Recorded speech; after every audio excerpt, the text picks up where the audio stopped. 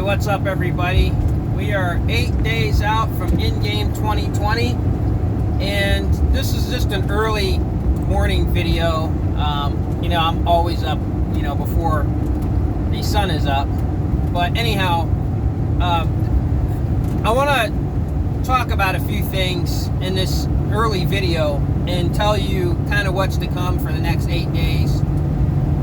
Today I'm going to release like my main video, like the one that has a bunch of stuff from my life that means nothing really pretty much to you. I mean, it literally doesn't mean anything to you. So, and it's not, I'm not doing it to impress you guys. Definitely not. Look, I've always came really close to being famous and taking my talents to the next level, but there was always something there to stop me from getting there. But it is what it is, and now I understand why. Like, I didn't understand then, like, how could you be this close and not get there? Like, I've rubbed elbows with some of the most famous people, right? And like in skateboarding, I've skated with Tony Hawk, Andy McDonald. In fact, the last time I saw Andy McDonald was before the Warped Tour, and I had skated with him because he was doing a demo at a park, and I skated with him down in Daytona some years, like 4 or 5 years before that, and we were ripping up the 9-ball down there, which actually that Stone Edge was my home park, and he remembered who I was, like, and that was, so, like, I was building a name for myself within the professional skateboarding world, but like I said, 9/11 happened, and that was it. That changed everything for me, and that's when I started getting heavy into martial arts. Now, throughout my entire life, most of my life, I've, played music, played in shitty little bands, and my music, I'm sure, was, like Prince in the movie Purple Rain, when the gig worker, the guy who owns the club, told Prince, "Man, nobody understands your music but you. You're losing it." That was me. Nobody understands my music but me. So I'll be that's going to be in the video, so you guys can hear my shitty music. You can see my almost making it as a skateboarder. But anyhow, after 9/11 happened, then I got serious into martial arts, and I was just like, I don't want to get hurt skating, because you get hurt a lot. Like, every year I would end up with sprains in my ankles and stuff like that. I didn't want to get hurt and not be able to keep training in martial arts. And I didn't need martial arts to fight, because I've been fighting my whole life. I needed to learn tactics for survival, and other tactics that were important in a situation, in an unavoidable situation. So I literally I had skated for almost 20 years, and I put the board down, and I was, not only that I had just won the Warped Tour, but I also worked for a skate park that was a local skate park, and so I was, and I had a t-shirt company where I was selling shirts, and I was working on trying to get, some boards and stuff made up, and so I was heavy into the skateboarding world.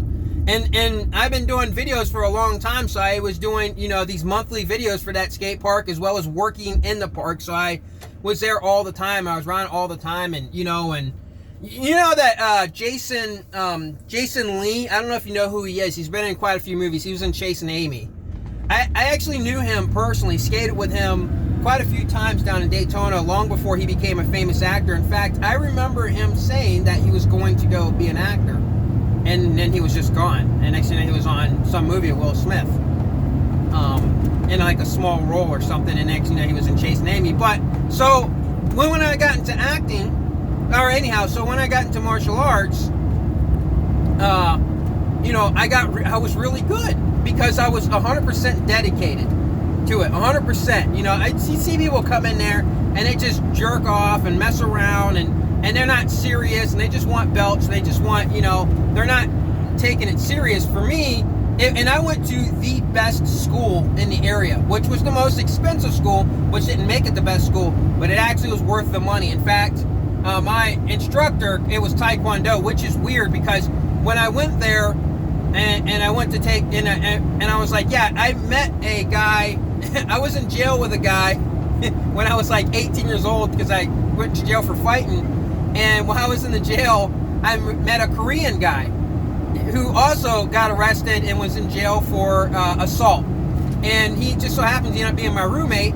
And we got along really well, and I wanted to learn his culture. This is back when I was 18 years old. This is what I mean about wanting to learn about your cultures. So while I was in jail with him, he taught me how to speak, some Korean. Of course, we weren't in jail that long, so I couldn't learn everything. But I learned how to say my name, how to write my name in Korean. I learned how to write the Korean alphabet. I learned a lot of different things, a lot of sayings in Korean. I learned how to ask for a cigarette in Korean because at the time, I used to smoke cigarettes. And he told me that he was from South Korea and he took Taekwondo. So I remembered that. And then the movie Best of the Best came out.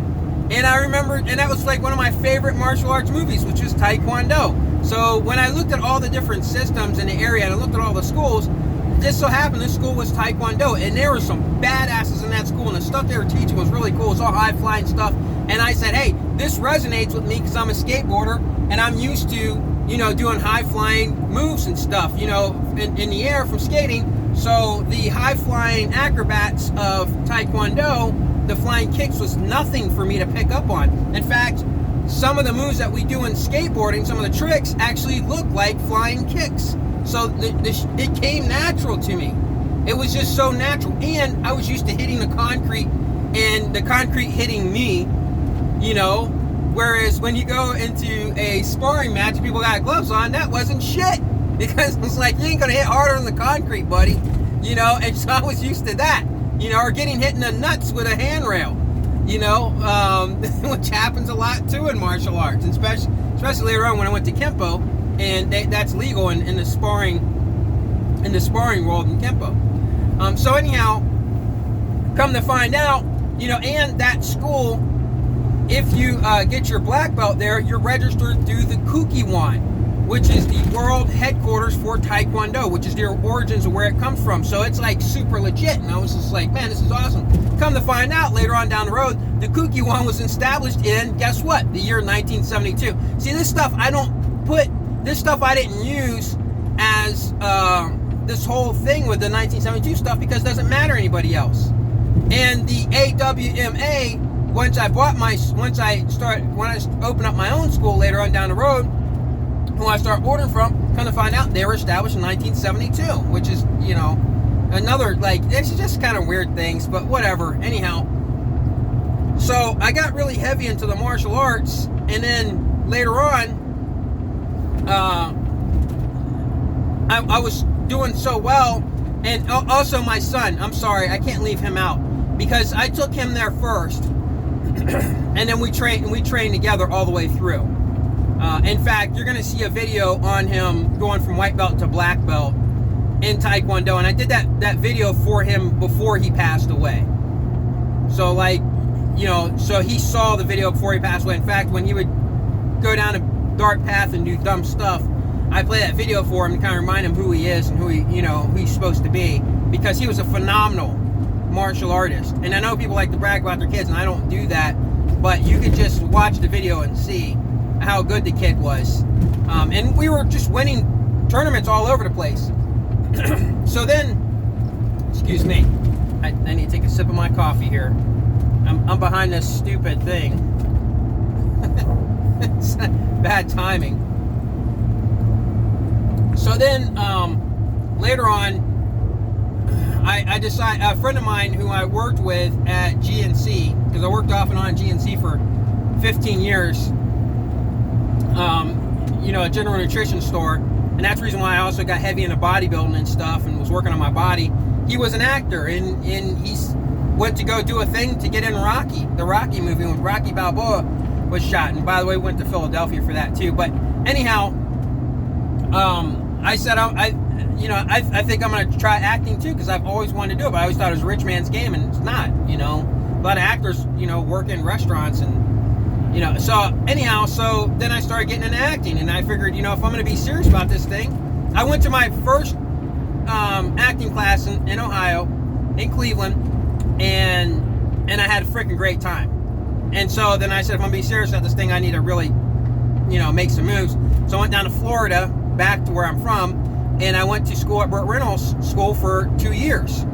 And during that time, I picked up 4 agents and stuff like that, and and there was no movies there. There's just TV shows, and I got booked for a couple of commercials and like some modeling shit that was just all garbage and low paying stuff and nothing that I wanted, because I was built for action film. That's what I was built for, and that's what I was geared towards. And I had and I was good. I was, and people were telling me I was good. I'm sorry. People were telling me I was a good actor.